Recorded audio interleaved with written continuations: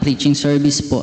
Bago pong lahat, tayo po ay umawit dito po sa page 18, paglilingkod sa Haring Jesus.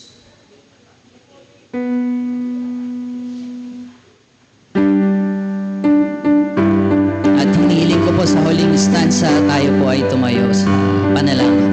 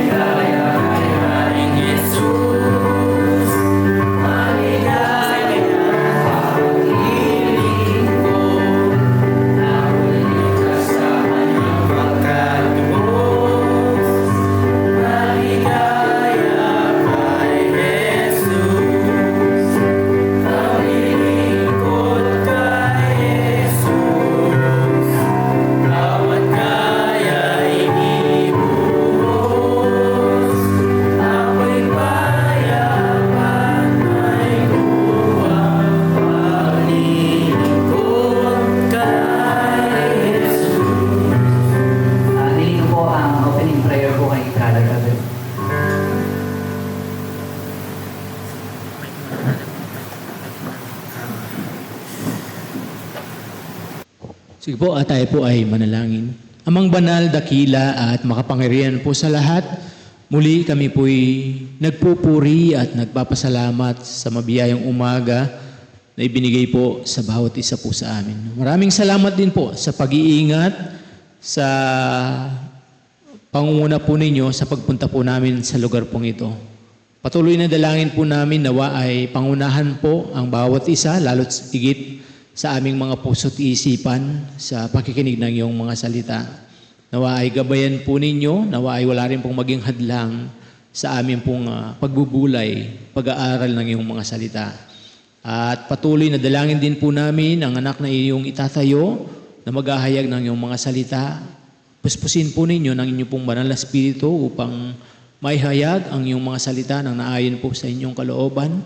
At ito po ay maging hamon at maging pagpapala po sa bawat isa po sa amin.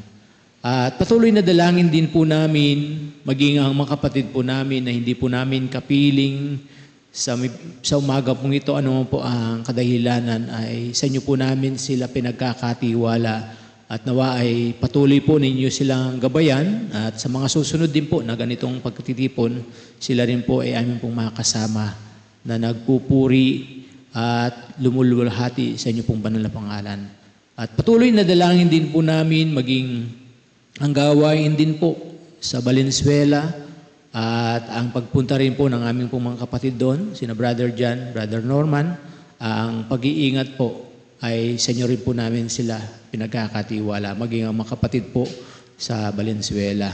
Ngayon din po sa mga nakakapakinig sa aming pong FB Live, ay pangunahan at gabayan din po sila at maging sa pag-aaral din po namin, kayo po ang siyang patuloy na inaasahan din po namin na mangunguna at gagabay. Maraming salamat po, pangunahan at gabayan po ang mga sa sandaling oras pong ito. Binabalik po namin ang mataas na papuri, pasasalamat sa tanging pangalan lamang po ng Panginoong Yesus. Amen.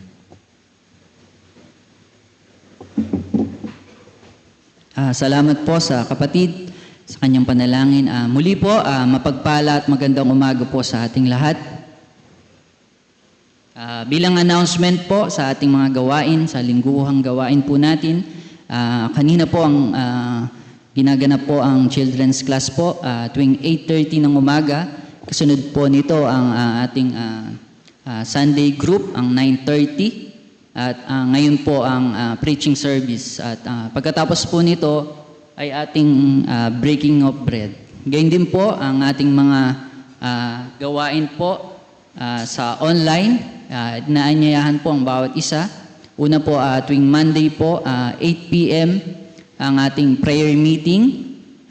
Ganun din po ang mga youth ay magkakaroon din po ng online youth Bible study po every second Tuesday po. At sa darating po Tuesday ay magkakaroon po ng Bible study.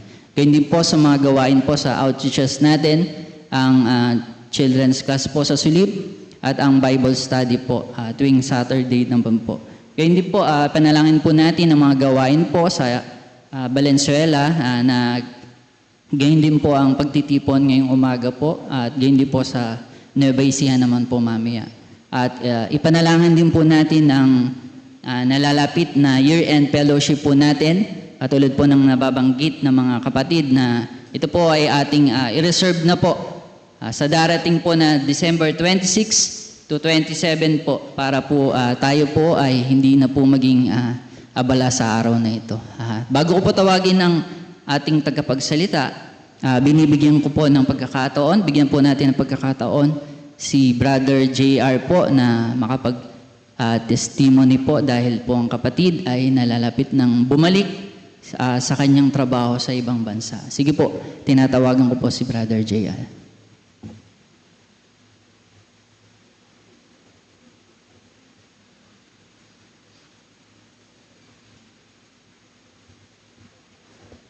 Sige po, magandang umaga po sa bawat isa po sa atin, mga kapatid. Pasensya na po sa aking boses, medyo sinisipon po. Gusto ko lang pasalamatan ng Panginoon sa pagkakataon na binigay niya po sa akin na nakapagbakasyon po ako. Inaalala ko yung ilang taon na ba ako sa Korea. Magit ng 10 years na pala ako sa Korea. Inisip ko yung pag-iingat ng Panginoon sa akin doon.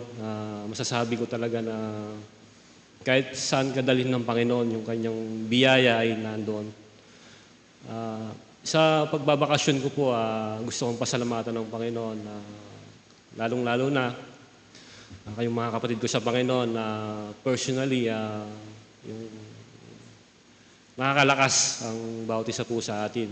Lalo na yung mga youth, nakikita ko. Ang dami ng mga youth ngayon na naalala ko nung panahon namin na dumaan din kami sa kabataan. Salamat sa Panginoon, patuloy na nawa. Magpatuloy kayo sa Panginoon. Gusto ko rin pasalamatan ng Panginoon sa kanyang pag-iingat palagi sa trabaho. Patuloy ang panalangin ko po sa Panginoon na sa spiritual ko na buhay, patuloy na palakasin niya ako sa mga desisyon din na patuloy na siyang manguna.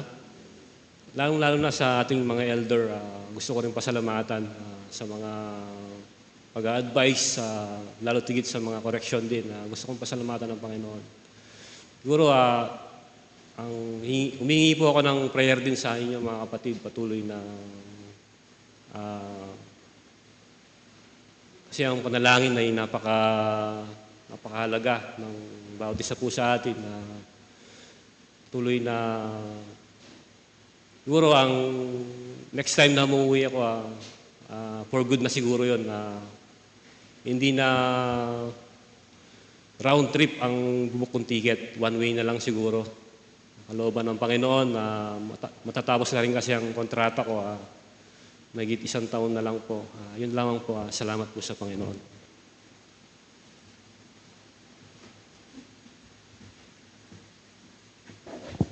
Salamat po sa kapatid sa kanyang testimony.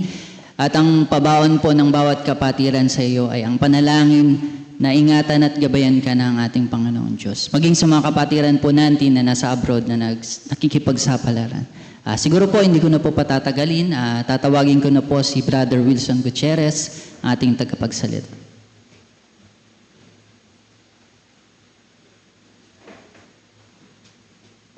Salamat, Brother Christian de la Cruz.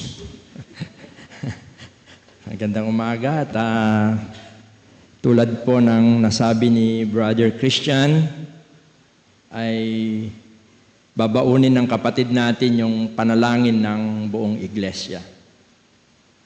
Kaya mamaya po ay isama po natin ang kanya pong alis parang this first week of July na. Kaya pag-pray po natin ang kapatid po natin. Para po sa ating message po,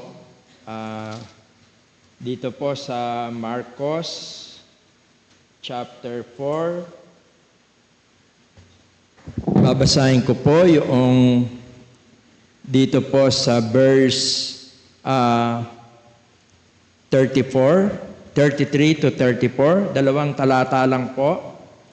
At sa biyaya po ng Panginoon ay atin po itong pagninilay-nilayan. Marcos chapter 4, verse 33 to 34. At sa pamamagitan ng gayong maraming talinhaga, ay sinaysay niya sa kanila ang salita ayon sa makakaya ng kanilang pakinig. At hindi sila kinausap kundi sa talinhaga, datapwat sa kanyang sariling mga alagad, ay bukod na ipinaliwanag ang lahat ng mga bagay. And with many such parable, spake he the word unto them, as they were able to hear it. But without a parable spake he not unto them. And when they were alone, he expounded all things to his disciples.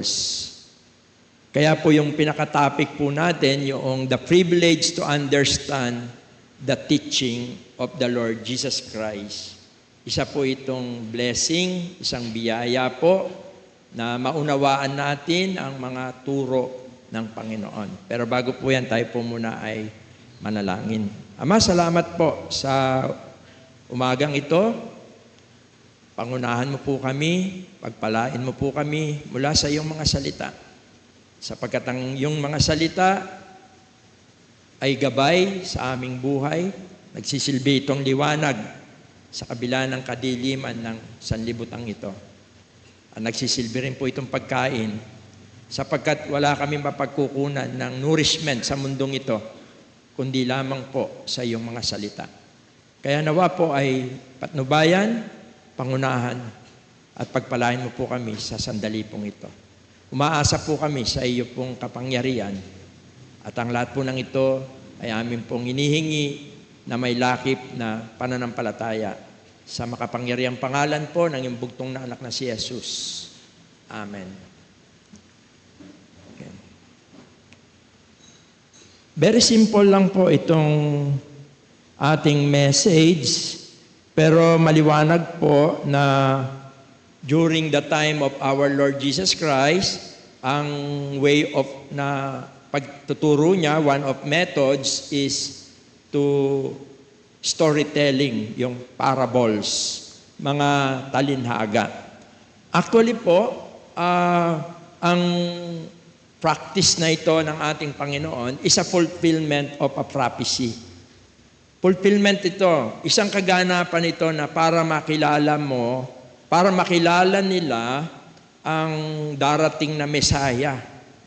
Inihula o nasabi sa mga sulat sa matandang tipan ang tungkol sa bagay na ito. Kaya bilang reference natin, kung titignan natin yung Awit chapter 78, verse 2, ina-authenticate nito na ang pagtuturo ng ating Panginoon ng mga parables ay tumutukoy na siya po ang Mesaya, ang ipinangako ng Diyos Ama na ipadadala niya na magiging tagapagligtas at magsisilbing ilaw sa madilim na sanlibutan ito. Ang sabi po rito sa chapter 78 ng Aklat ng Mga Awit, dito po sa verse 2, sabi niya, aking bubukhin ang aking bibig sa isang talinhaga. Ako magsasalita ng mga malabong sabi ng una. I will open, sabi po rito, I will open my mouth in a parable. I will utter dark saying of old. Kaya ito pong pagtuturo ng ating Panginoon ng mga parabola during ng kanyang panahon, ito'y pagpapakilala, pagpapakita na natupad po ang prophecy po na ito. Natupad po ang kasulatan po na ito. Na ang Diyos sa persona ng ating Panginoong Yesus, pagbaba niya rito sa lupa, siya ay magtuturo, magsasalita ng mga talinhaga. At mahalaga po na makita po natin din ang mga bagay po na yan. At sa biyaya ng Panginoon, at ito po'y ating pong pagninilay-nilayan. Sapagkat kung ating pong titignan, ito po ay hindi lamang po katuparan ng kaganapan ng propesiya tungkol sa ating Panginoon. Sa ating pong pag-aaral, makikita po natin yung mga pamamaraan ng Panginoon sa kanyang pagtuturo. Makikita rin po natin yung kanyang motives sa kanyang pagtuturo, pagsasaysay ng mga talinhaga. At makikita rin natin yung privilege na ibinibigay niya doon sa mga tunay na nagnanais na matuto at tunay na nagnanais na sumunod sa ating Panginoong Jesucristo. Tulad ng ating binasa na sa mga panahon na sila ay nag-isolate, sinasabi niya, ini-expound ng Panginoon yung mga katotohanan ng mga malalabong bagay na itinuturo po ng ating Panginoon. Una, gusto ko pong tignan natin yung dito po sa sinabi niya sa verse 33. Sabi niya po, and with many such parable spake he the word unto them, as they were able to hear it. Gusto ko pong underline natin yung salitang, as they were able to hear.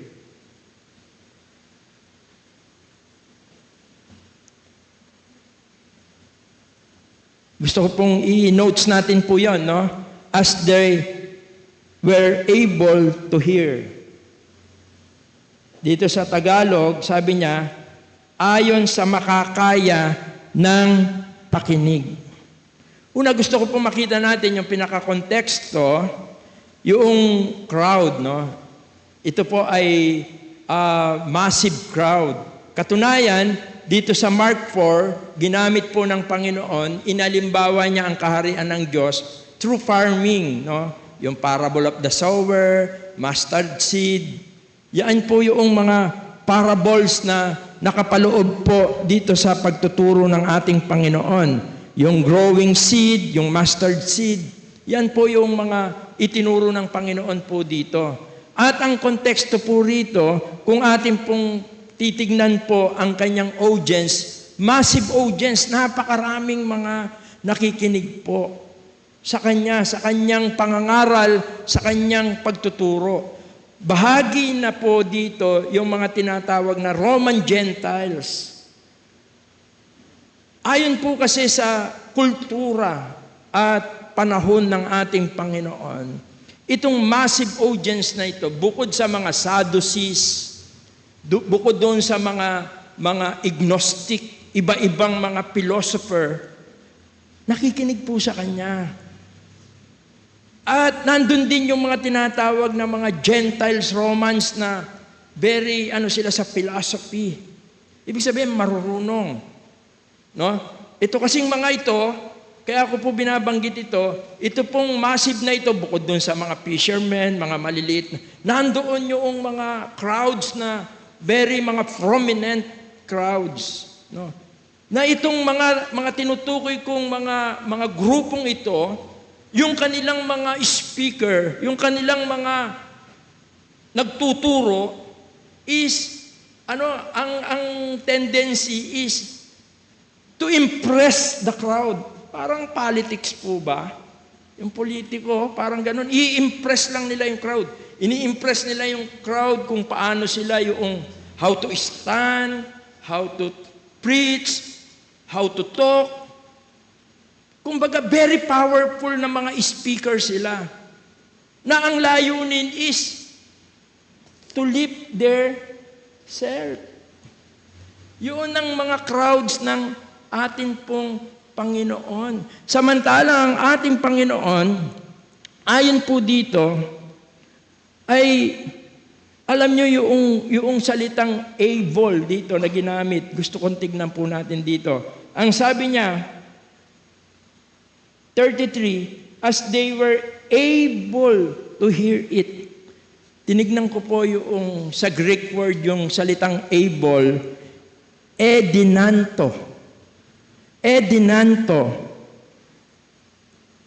Ibig sabihin, capability or capacity. Ito po ang napakaganda sa ating Panginoon. In their preaching of parables, they discern the heart, the capability, both spiritually and intellectually, noong kanyang mga listener. Kumbaga, sabi ng isang nabasa ko, when Jesus preached, para siyang medication, para siyang gamot. Kasi sa gamot po, sometimes, yung gamot is for healing, for benefits. But, pagka ito ay sumobra, hindi capable. Kaya sa atin, merong mga infant, sa mga gamot, may infant, may children, may adult, may weights. Kasi dapat yung ipiprescribe at yung ipapainom mong gamot, kailangan ito ay angkop, able, makakaya. Sapagkat doon pa lang makakatulong yung mga pangangaral kung naangkop sa mga nakikinig. Pero pag ang layunin nila, katulad ng mga sinasabi natin na mga nandoon na mga present, is to impress the crowd, parang papakita nila, napakagagaling nila.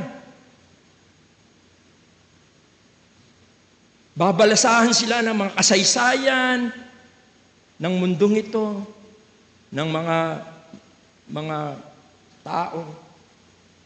Ito'y walang pakinabang.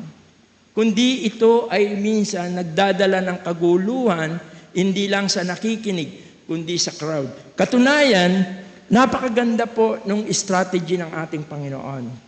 Makikita natin yung kanyang love and concern. Sapagkat ayon po dito sa mga pagpapahayag niya, na tanging yung kaya lamang, yung able, ang ginamit po niya, ayaw po niya po kasi na magkaroon ng tinatawag na riots. Kaya hindi niya masyadong ibinibigay muna na siya yung Mesaya, kung hindi pa nila lubos ito na maiintindihan. Ayaw niya munang ma-identify siya ng mga religious system. Baka po ito kasi ay mag-cause ng premature riot, total confusion. Kaya ito po ay sinasalita niya sa parabola to protect the crowd. Napakaganda po. Yun ang una na napakaganda na layunin ng Panginoon sa kanyang pangangaral. Alam natin na ang Panginoon, siya ang wisdom. Nasa kanya ang lahat ng karunungan. He is omniscient. Alam niya ang kausap niya, nababasa niya ang puso, nababasa niya ang isip. Lahat ng karunungan ay taglay ng ating Panginoon. Subalit sa kanyang pagsasalita ng mga parabola, ito ay bunga ng kanyang pagmamahal, bunga ng kanyang malasakit sa mga crowds, sa mga tao na nakikinig. Hindi para to impress, sapagkat ito ay very harmful. Sapagkat alam niya na hindi pa nila kayang i-handle. Yun yung salitang able. Kaya nga, sa John 16:12, sinabi ng ating Panginoon, even sa kanyang mga alagad, John chapter 16, verse 12, ang sabi po ng ating Panginoong Jesucristo, sabi niya, mayroon pa akong maraming bagay na sa inyo ay sasabihin. Ngunit ngayon ay hindi ninyo pa mga titiis. Look at that. I still have many things to say to you, but you cannot bear them now. Kumbaga, kung minsan yung mga truths nire-regulates niya, no? Pinagagaang niya, inahalimbawa niya, tulad ng isang magsasaka. Binibigyan niya ng mababaw, mas may intindihan. Kesa yung minsan mababaw, pinalalalim ng iba para masabi na sila, ay galing! Hindi po ganun ang ating Panginoon. Sapagkat ang kanyang concern, ang kanyang pagmamahal, ang kanyang layunin, ay madala niya ang mga nakikinig sa tunay na liwanag ng Ebanghelyo, sa tunay na kaligtasan, sa tunay na pananampalataya, upang sila'y mahubog sa tunay na pananampalataya at paglago sa kanilang spiritual na buhay. Kaya sabi niya, marami pa akong gustong ituro, marami pa akong gusto sabihin sa inyo, pero sa ngayon, parang ito pa lang yung kaya ninyo. At inadapt ni Paul yan. Napakaganda po. Si Paul ay natuto sa kanyang pangangaral, sa kanyang pagtuturo. At alam natin, si Paul, isa po siya sa ginamit ng Diyos sa maraming mga tao upang sila'y madala sa tunay na pananampalataya at sa paglago spiritually. Ang sabi ni Pablo, na ito'y alam ko natutunan niya sa Panginoon. Ang sabi niya sa 1 Corinthians 3, verse 2. Sabi po niya, I fed you with milk and not with solid food, for until now you were not able to receive it. Pansinin po natin ito.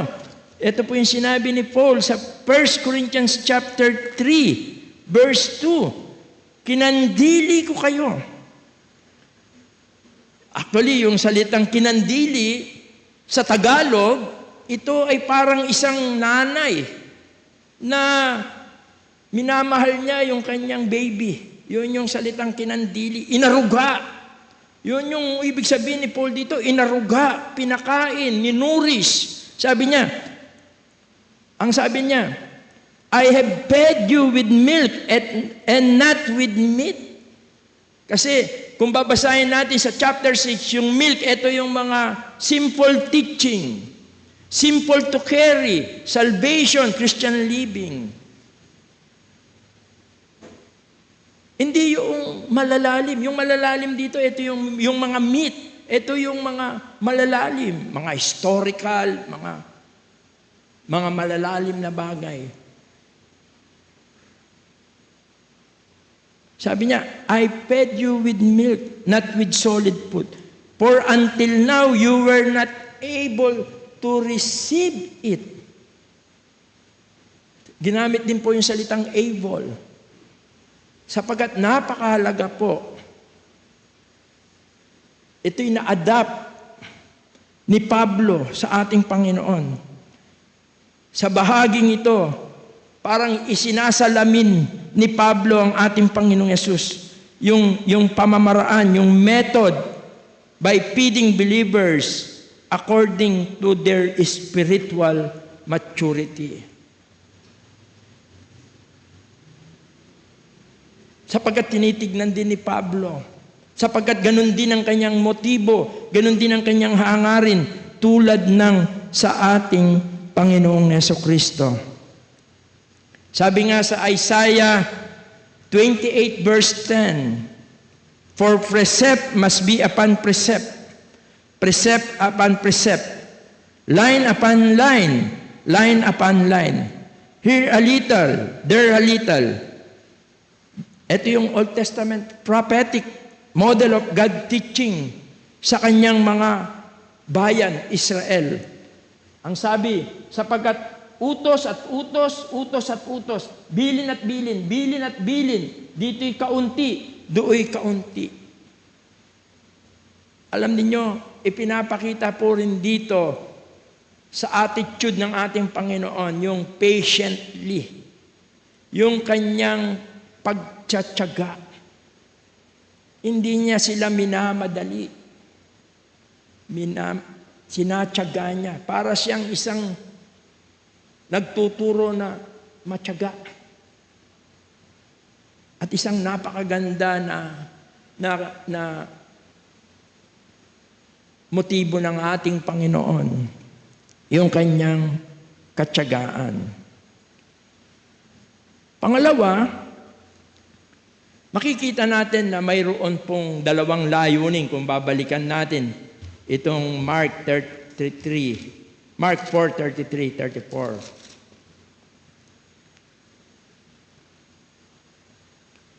Sapagkat hindi lang po niya pinili yung parable para magkwento. Meron siyang, they serve dual purpose. Meron siyang dalawang layunin na gustong ipakita po ng ating Panginoon.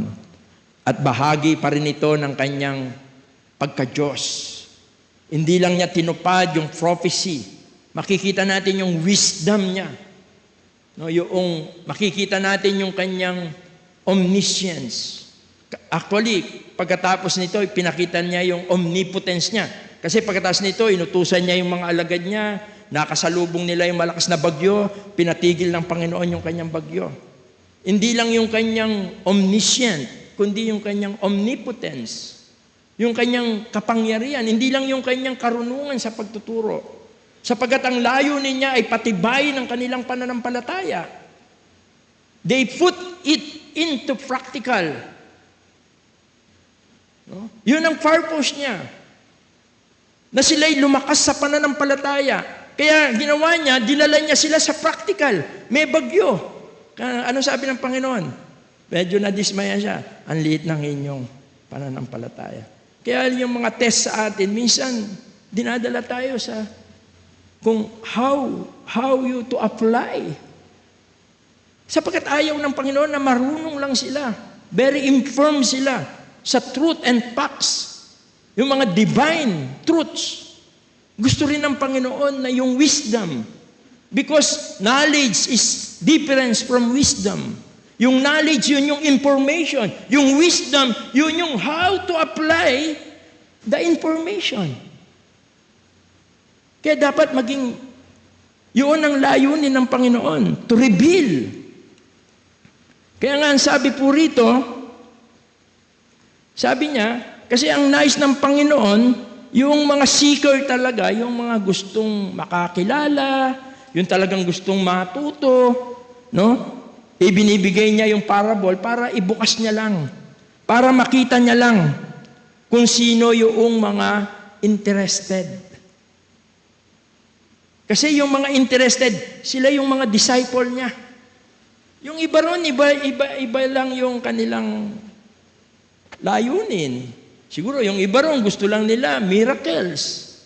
Yung iba siguro doon, gusto lang nila knowledge. Iba-iba. Pero sabi rito, dito sa Mark chapter 4, pagka tapos nila, ini-expound ng Panginoon sa kanila. Ang sabi niya, verse 34, sabi niya, but without a parable spake he not unto them, and when they were alone, Ibig sabihin, ito po yung mga sumunod pa sa Kanya. He expounded all things to His disciple. Kaya dalawa yung purpose nito. To reveal kung sino po yung mga interested. To reveal kung sino talaga po yung mga gustong matuto. To reveal na kung sino lang yung gusto nila ay knowledge, not the wisdom. Kasi pag in-expound na ng Panginoon, makikita mo kung paano i-apply yung mga katotohanan. Kaya dito po, gumamit siya ng mga earthly images like farming, fishing, baking, para lang maipakita niya yung heavenly realities. Pero ito ay tinatago niya rin. Kanino po? For the prideful or hard-hearted. Kaya ito pong parable ay isa itong judgment sa kanila.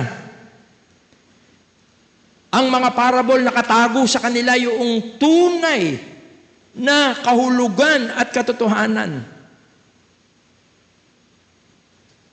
Kaya minsan sa pagtuturo ng Panginoon, hindi mahalaga yung naisalaysay niya. Ang mahalaga hindi yung naturo niya. Ang mahalaga, doon sa mga naturo niya, inire-reveal niya yung mga katotohanan. Samantalang itinatago niya, kinukonsil niya, kinukubli niya doon sa mga nagmamarunong lamang. Kaya kahit makuha nila yung teaching ng Panginoon, during that time, according sa mga scholar, ina-adapt din ng mga religious leader yung mga teaching ni Jesus. Kaya lang, hindi nila maituro yung tunay na kahulugan nito at kung paano gamitin ito sa kanilang buhay. Samantalang ang ating Panginoon, nakikita niya yung mga interesado at sila'y kasama niya at ito ay ine-expound niya sa kanila. Sabi nga sa Mark 4:11 and 12, atras lang po tayo ng konti, ang sabi niya, at sinabi niya sa kanila, sa inyo ay ipinagkaloob ang makaalam ng hiwaga ng kaharian ng Diyos. Datapwat sa kanilang nangasa labas, ang lahat ng mga bagay ay ginawa sa pamagitan ng mga talinhaga, upang kung magsitingin sila'y mga kakita at huwag mamalas, at kung mga kakinig sila'y mga rinig at huwag mga kaunawa, baka sakaling sila'y mga balik loob at patawarin sila. Ayaw ba po ng Panginoon yon? Gusto niya. Yun yung purpose niya. But doon sa mga prideful, no? Yung hard-headed, alam ng Panginoon po yun. Kaya, it is a privilege to every believer to understand the gospel of truth, the gospel of salvation, the simple way of God, how to save sinful sinners by faith in the Lord Jesus Christ. Nire-reveal niya yan. At yan ay isang biyaya na ipinagkakaloob niya sa kanyang mga alagad. Sa chapter 25 ng Matthew 11, sabi niya, at that time Jesus answered and said, I thank you, Father, Lord of heaven and earth, that you have hidden these things from the wise and prudent and have revealed them to babes. Kaya minsan talaga ang Diyos intentionally kinukubli niya yung katotohanan sa mga mapagmataas. Samantalang ito ay inire-reveal niya sa mga mapagpakumbabang puso at may pagmamahal sa kanyang puso. Ibig sabihin nito, ito yung mga taong, mga believer na sila ay pinapatnubayan ng Espiritu. Sapagkat yung pag-ibig at yung pagkaunawa sa salita ng Diyos, yaan ay gawain ng Espiritu Santo. Kaya meron siyang dalawang dahilan, to hide and to reveal. Sapagkat ayaw ng Panginoon na ma-abuse yung mga katotohanan na mula sa Panginoon. At gusto ko rin tingnan natin yung sinasabi rito na He explained all things to His disciple. Kaya minsan yung crowd, meron siyang dalawa, believer and unbeliever. Minsan sa church, although lahat tayo nagsasabi na believer tayo, pero sometimes, it is also a way to examine our faith. Tayo po ba talaga ay believer na? Kaya gusto kong tignan natin yung crowd.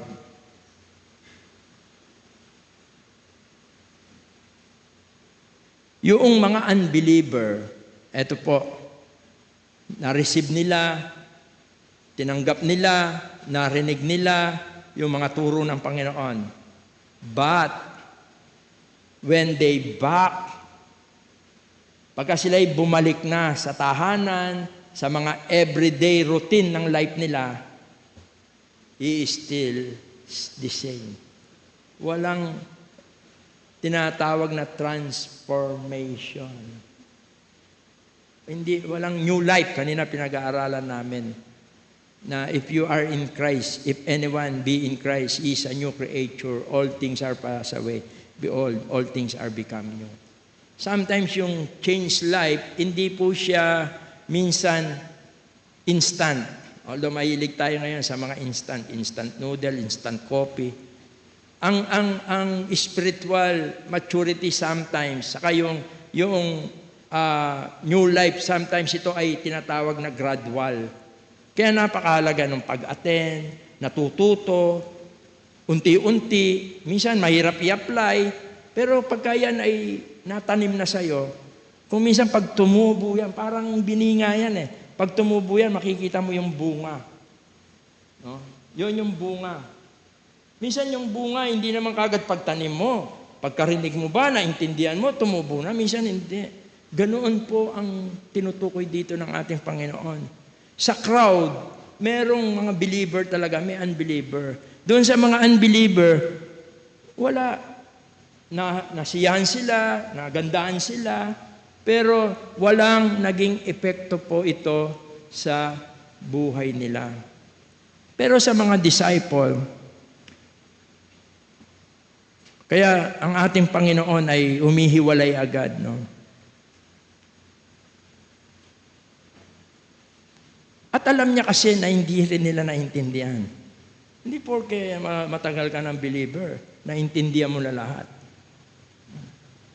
Sometimes, ina-isolate sila ng Panginoon. Dinadala sila sa secret place. Yun yung kahalagahan ng tinatawag na quiet time. Sometimes you must need to go to Lord isolately. Pumili ka ng room mo, sa kwarto mo, sa office mo, na time, na tahimik, between you and the Lord. Read your Bible and pray. Doon nire-reveal ng Panginoon minsan yung mga katotohanan. At yun yung masustansya na magtutulong sa'yo para unti-unting mabago yung buhay mo. Yung pag-attend, napakaganda. Sapagkat alam naman natin na sa ating mga gawain, ang pangunahing gawain natin is to listen God's Word. Pagka yan ay ninanamnam mo sa tulong at biyaya ng Panginoon, minsan gagawa yan sa buhay mo. Minsan hindi mo man magawa, pero sabi ko nga, para ka nag-ground. Pagka grounded ka sa Scripture, pagka nakahawak ka doon sa ground, makukuryente ka, alam mo, mali. Pero pagka kulang ka sa salita ng Diyos, nagaground ka na, nasusunog ka na, hindi mo pa alam. Ibig sabihin, nababaon ka doon sa pagkakamali. Does not mean you are not saved, because salvation is by faith alone. But you cannot experience the wonderful love of God to you in your everyday life. You cannot experience God's omnipotence in your life. Kasi nandun ka sa buhay na mali. Kaya napakahalaga nitong mga pag-aaral natin. At ito yung dual na mga crowd sa community. Sapagat ito yung katotohanan. Kaya nga sa James chapter 4 verse 8, sabi ni James, "Draw near to God and He will draw near to you." Kaya alam niyo yung isang katotohanan talaga, para tayo ay mag-grow and we experience yung presence of God. Ito yung response. It is a personal response. Draw near. Kaya yung mga alagad, pag humiwalay na ang Panginoon, sila ay sumusunod sa Panginoon. At doon sa paghiwalay niya, yung quiet time, doon niya ini-expound yung mga katotohanan. At yung mga katotohanan na yun, yun yung nagbibigay ng liwanag sa mga disciple. Nag-grow yung pagtitiwala nila. Nakikita nila yung mga bagay na ito'y mali, ito yung dapat na lakarin ko. At yan ang katotohanan ng mga parabola po na ito ng ating Panginoon. At sa Jeremiah 29 verse 13 sabi niya, "You will seek me and find me when you search for me with all your heart."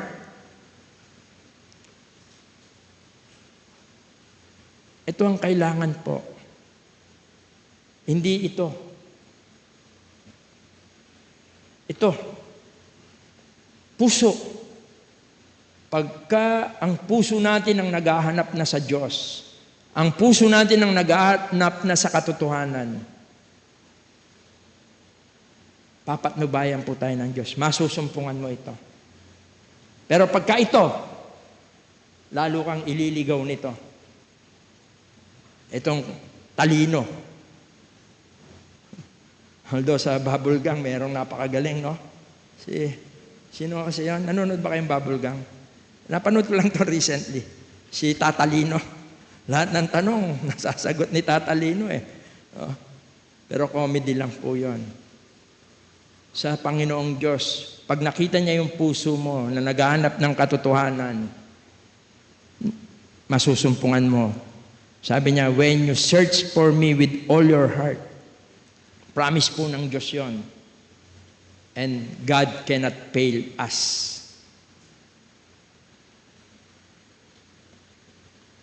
Kaya po, ito yung dalawang layunin. Ang ating pong Panginoon ay nais niyang i-explain yung mga katotohanan sa kanyang mga disciple. Actually, yung salitang, sa Greek word po ng salitang explain is ephilien.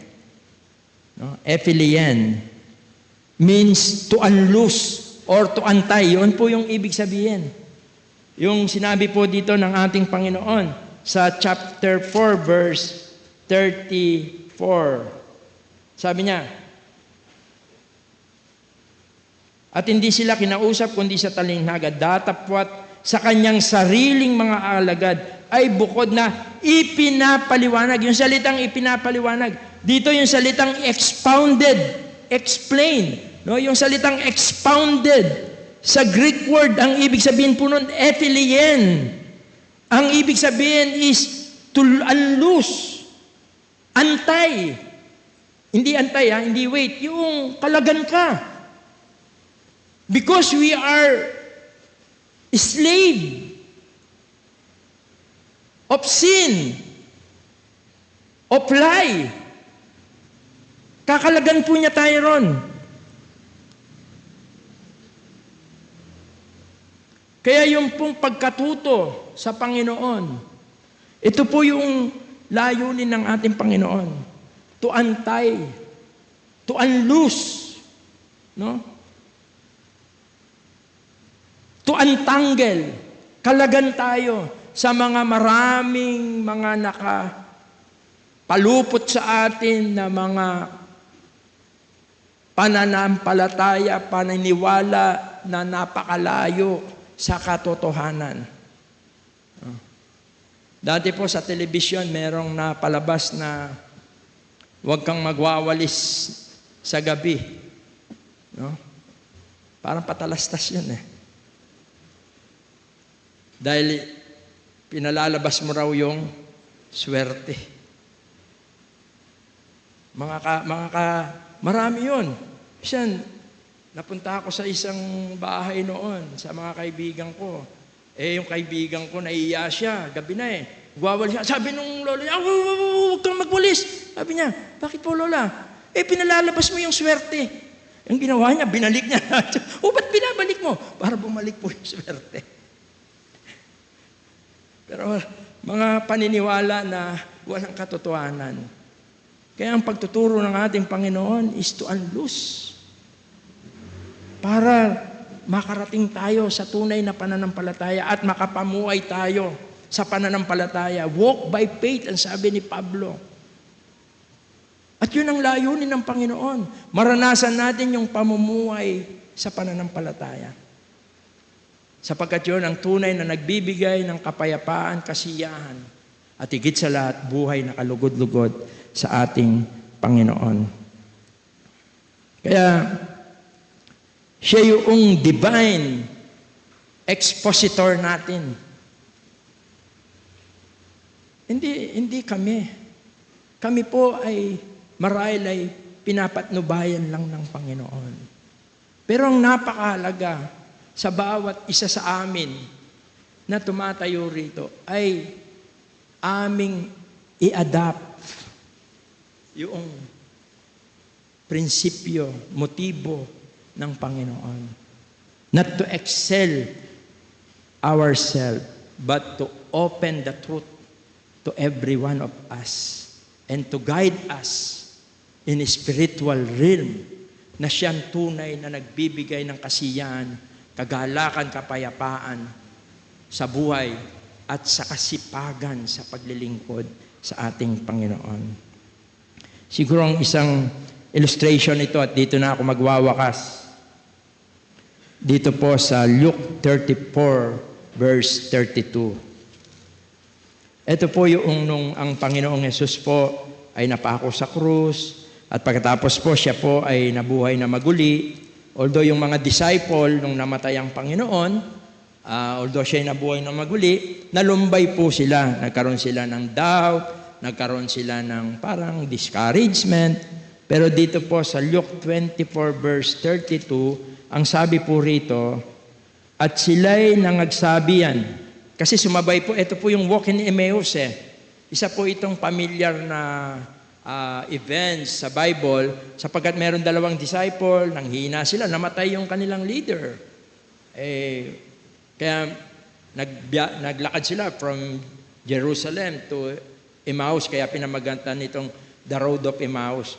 Bagbagang puso nila, malungkot sila, bunga ng mga pangyayari. Sometimes, ganito rin ang condition ng believer. Because of hard life, because of nagdadoubt tayo, minsan. Pero ang sabi po rito, nung sila'y sabayan ng Panginoon, sabi sa 31, at nabuksan ang kanilang mga mata. At siya'y nakilala nila at siya'y nawala sa kanilang mga paningin. At sila'y nangagsabihan, hindi baga nangag-aalab ang ating puso sa loob natin habang tayo'y kinakausap niya sa daan, samantalang binubuksan niya sa atin ang mga kasulatan. The truth of God's Word brings encouragement, brings fire in our heart, in our faith. The Word of God. At ito po ang naranasan ng mga disciples. At sa panahon natin, ito po ang trabaho ng Espiritu Santo. John 14:26 sabi ron, "But the Helper, the Holy Spirit, whom the Father will send in my name, He will teach you all things and bring you to remembrance all things that I said to you." Ito po ang pangako ng ating Panginoon. Jesus promises that His Spirit will continue this exact role of explaining and untangling truth for believers. Ito po ang gawain ngayon ng Espiritu Santo sa mga buhay po natin. Na tayo ay turuan, to release, to untie, to entangle doon sa mga maling turo, maling aral, mga maling ideya, kundi dalhin tayo sa katotohanan, sa tunay na pananampalataya upang maranasan natin ang kagandahan loob ng ating Panginoon sa ating buhay. At dito sa ating pag-aaral, nakita natin ang pamamaraan ng Panginoon, ang pagmamahal ng Panginoon, ang layunin ng Panginoon. At nawa, ang lahat ng ito'y maranasan natin kung tayo po ay matutulad doon sa mga nagnanais talaga na matuto at makilala ang Panginoon sa ating buhay bilang ating Panginoon at tagapagligtas. Hindi po tayo mabibigo. Sapagkat i-disclose ng Panginoon, i-reveal ng Panginoon ang lahat ng mga katotohanan ito upang tayo makapamuhay, makalakad ng naayon sa kanyang kalooban at patuloy maranasan natin ang kanyang presensya, ang kanyang kapangyarihan at magkaroon tayo ng buhay na naglilingkod na masaya sa gitna ng mga kahirapan. Naway, pagpalain po tayo ng Panginoon sa ating pong mga bagay na ating pong narinig. Let us pray. Ama, salamat po. Ngayon ay naunawaan po namin kung bakit po ang aming Panginoon sa kanyang panahon ay nagturo ng mga malalabong bagay sapagkat ito po pala ay nararapat sapagkat nangangahulugan na dumating na ang Mesaya, ang tagapagligtas. At salamat din po, nakita po namin ang dahilan sapagkat ayaw niya na magkagulo sa mga panahon na yaon sapagkat hindi pa nararapat na maribil ang katotohanan. At salamat din po, maaari naming suriin ang aming mga sarili sa pagnanais po namin upang maunawaan namin ang mga katuruan mula sa aming Panginoon ay nangangailangan ito ng puso na naghahanap, puso na nagsasaliksik at hindi mabibigo ang sino man na nagnanais po nito. Subalit ito po ay nakita rin namin na kung patuloy na magiging mapagmataas ang aming mga puso at nagnanais lamang na maging marunong sa mga bagay na ito, ito'y malilihim at hindi marireveal. Patawarin mo po kami. Naway ang maging hangarin namin ay lubos naming makilala ang aming Panginoon sa aming mga buhay. Ang lahat po ng ito ay aming pong samot dalangin sa makapangyarihang pangalan po ng iyong bugtong na anak na si Jesus. Amen. God bless and good morning po sa bawat isa.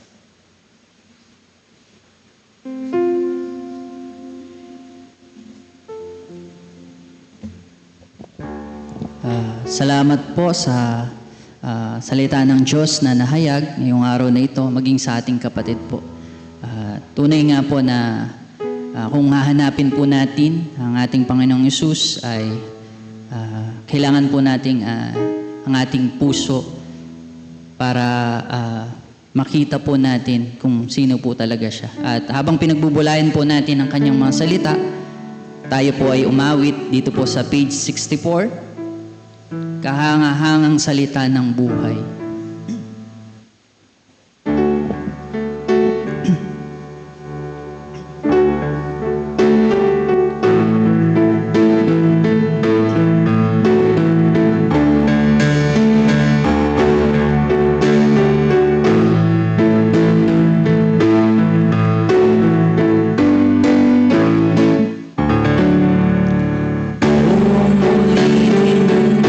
Awit ang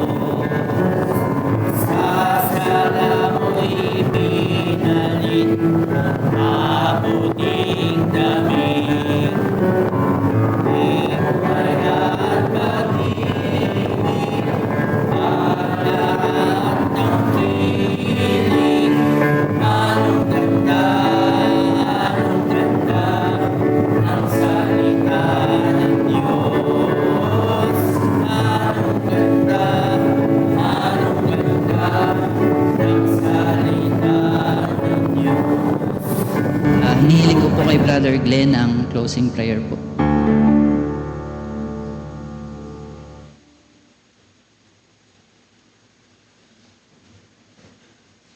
Ay po'y manalangin.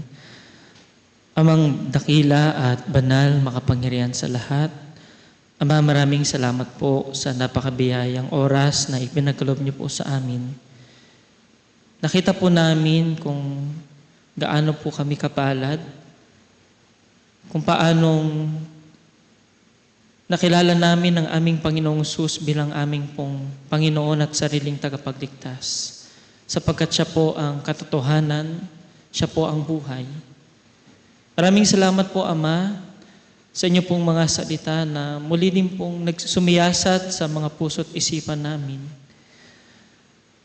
Dumadalangin po kami kung sa oras pong ito ay wala pa po, o mayroon po na wala pa pong tunay na pananampalataya sa aming Panginoong Hesus.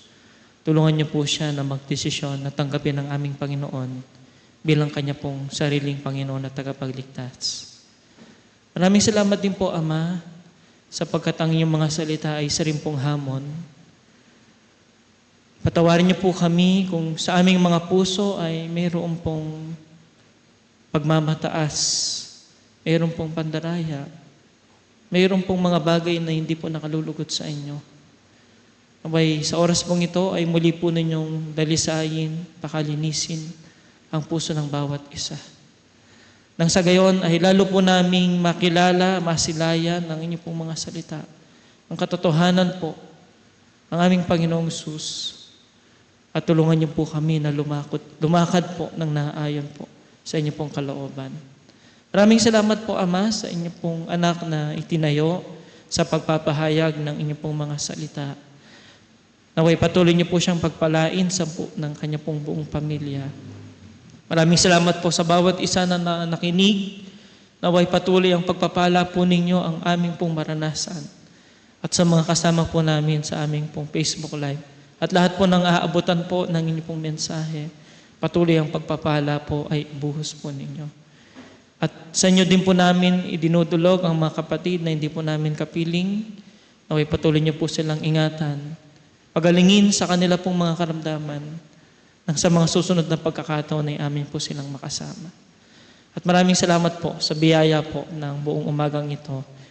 Maraming salamat po at patuloy naming idinudulog, idinadalangin ang susunod na gawain, ang breaking of bread, patuloy na ingatan niyo po. At sa mga kapatid na uuwi na, ingatan niyo po at patnubayan. Maraming salamat po, Ama. Ito pong lahat ay aming samutiling sa matamis na pangalan ni Jesus. Amen. Good morning po at God bless po.